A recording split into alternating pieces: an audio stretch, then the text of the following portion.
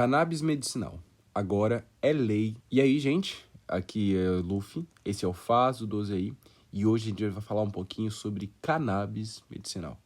Eu estava lendo alguns conteúdos e revistinhas que o Mandato Goura, deputado estadual do Paraná, tem realizado, tem feito. Achei esse aqui muito interessante e gostaria de ler para vocês. Abro aspas. A maconha está para a medicina do século XXI, assim como os antibióticos para a medicina do século XX. Siddhartha Ribeiro, neurocientista. O que é a cannabis medicinal? É um dos remédios mais promissores no auxílio do tratamento de uma série de doenças.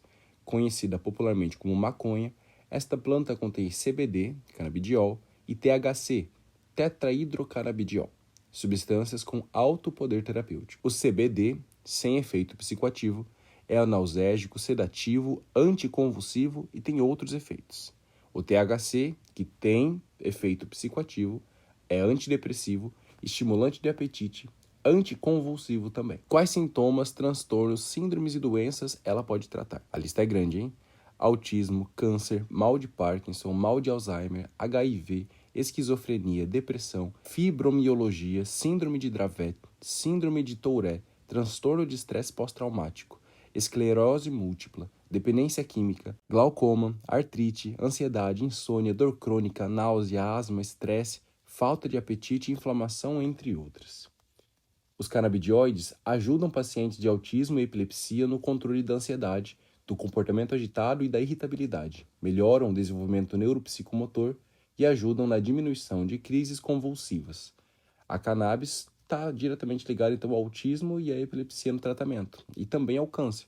Estudos indicam que o THC ameniza os sintomas de dor, náusea, vômito e fadiga durante o processo de quimioterapia. Auxilia no aumento do bem-estar e na recuperação do apetite. Também existem pesquisas que apontam a utilização da cannabis para efeitos anticancerígenos e antitumorais. Quem são os usuários e as usuárias? Idosos, adultos e crianças, pessoas que encontraram uma forma de diminuir suas dores e melhorar sua qualidade de vida sem os efeitos colaterais dos remédios tradicionais. E como é que é feito o uso? O CBD e o THC são extraídos da planta e transformados em um azeite que é administrado de forma oral. Este é o modo mais comum de uso, que também pode ser via combustão, vaporização ou misturado junto com o alimento. Tarja preta contra tarja verde, né? São vários os motivos que estão levando pacientes a reduzir ou até substituir o uso dos remédios tradicionais por cannabis medicinal. Os canabinoides não causam dependência. Seus efeitos colaterais são bem menos nocivos. O custo é muito menor e os benefícios apresentados costumam ser mais rápidos e efetivos. E por que os canabinoides são eficazes? Temos em nosso corpo o sistema endocannabinoide, uma rede de receptores. Os principais são o CB1, localizado no sistema nervoso central periférico, e o CB2, no sistema imunológico. Existe alguma contradição? Cada organismo reage nos medicamentos de forma específica. Essa reação influencia na indicação ou contraindicação, tipo de administração, componentes, quantidade e frequências a serem prescritos. O mesmo ocorre com os medicamentos à base de cannabis. Por isso é importante o acompanhamento médico e de uma equipe multidisciplinar de saúde especializada em cada caso. História, eu gosto muito de história. A história da cannabis. Esta é uma das plantas mais antigas cultivadas pela humanidade.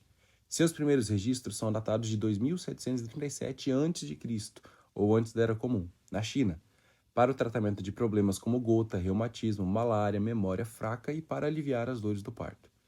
Na Índia, era considerada uma planta sagrada, sendo utilizada para fins religiosos e medicinais. A fibra de cânhamo também teve um papel importante na história para a fabricação de papel, cordas, óleos e combustíveis. Há diversos registros do uso da planta no Oriente Médio, África e Europa, nos séculos seguintes. Em 1808, foi trazida ao Brasil por africanos escravizados e se disseminou entre brancos e indígenas. A proibição. No início do século XX, a cannabis passou a ser proibida em vários países. Nos Estados Unidos, a planta era consumida principalmente pela comunidade negra e por imigrantes mexicanos, que passaram a ser criminalizados. A proibição também foi motivada por razões econômicas, já que a fibra de cânhamo era forte concorrente da indústria do petróleo, algodão e fibras sintéticas. No Brasil, um decreto de 1932 incluiu a cannabis indica, uma das subespécies da planta, na lista de substâncias proibidas, exceto para fins terapêuticos.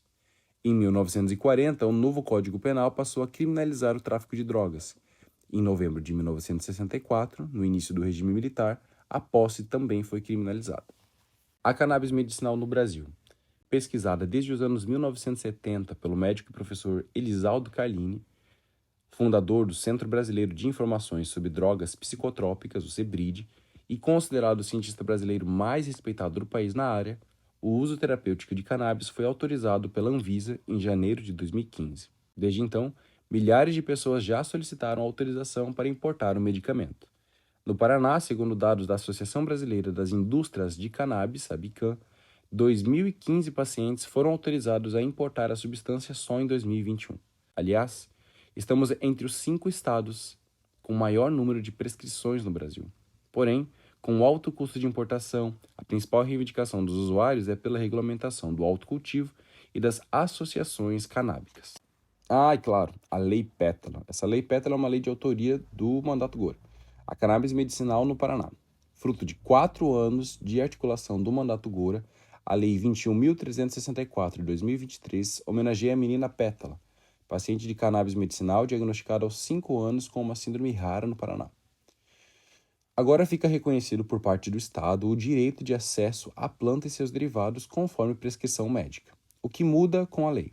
O Estado reconhece o direito de acesso à planta e seus derivados, maior segurança para que profissionais da saúde prescrevam esses medicamentos, auxilia no convencimento em processos judiciais envolvendo cultivo doméstico e ações de custeio de medicamentos, e o fomento do debate público sobre o tratamento com cannabis. Dúvidas frequentes. 1. Como posso ter acesso a cannabis medicinal? Recomenda-se, em primeiro lugar, consultar um profissional de saúde para entender sua condição, já que o uso da cannabis medicinal exige prescrição médica.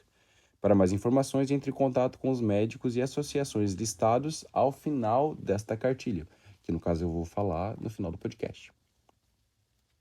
Número 2. É permitido plantar? Atualmente o cultivo de cannabis é criminalizado no Brasil e isso não pode ser alterado via lei estadual. É preciso que a União Federal regulamente o tema ou que seja editada uma lei federal nesse sentido.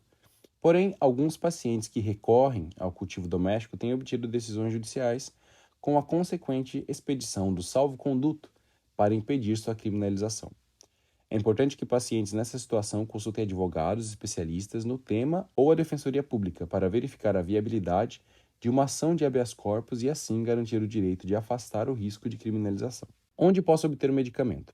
Com prescrição médica, é possível comprar o produto, que pode ser importado nacional ou na forma de princípios ativos para manipulação farmacêutica.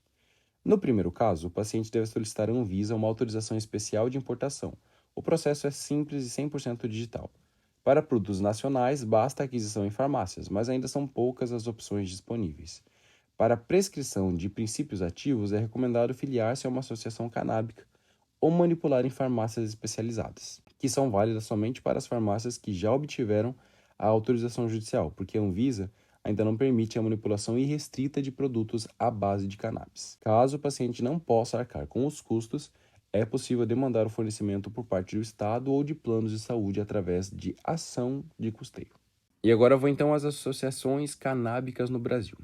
Temos a Associação Brasileira de Pacientes de Cannabis Medicinal, a AMA-MAISME, a Abra Cannabis, que é a Associação Brasileira para Cannabis, a Abrace Esperança, a ACUCA, Associação Cultural Canábica de São Paulo, a PEP, o Apoio à Pesquisa e Pacientes de Cannabis Medicinal, a ABUC, a Associação Brasileira de Usuários de Cannabis Medicinal, a Cultive, a Associação de Cannabis e Saúde, Santa Cannabis, a Associação de Pacientes de Santa Catarina, e aqui no Paraná, a Associação Canábica Norte Paranaense, a CAMPA, Alto Paraná, o Clube Associativo Canábico, em Jaguariaíva, Florescer, em Ponta Grossa, a Associação Cannabis Sem Fronteira, a CASP, em Foz do Iguaçu, a Associação Paranaense de Apoio à Cannabis Medicinal, a PRACAM, em Umuarama, Floressul, Irati, a Satibá, em Curitiba, a Associação Cura em Flor de Apoio à Cannabis Medicinal, que fica em Londrina e Apucarana,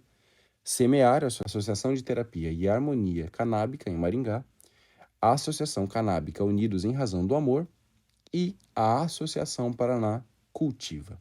Esse foi o Faso 12 aí de hoje. Espero que vocês tenham curtido. Vou trazer mais outros conteúdos ainda feitos e produzidos pelo Mandato Gora aqui. Espero que vocês tenham gostado e também me sugiram textos para a gente estar discutindo. Até mais, não esqueça de me seguir nas redes sociais, no @luffy_sun no Instagram e várias das outras. Fiquem bem e até o próximo episódio.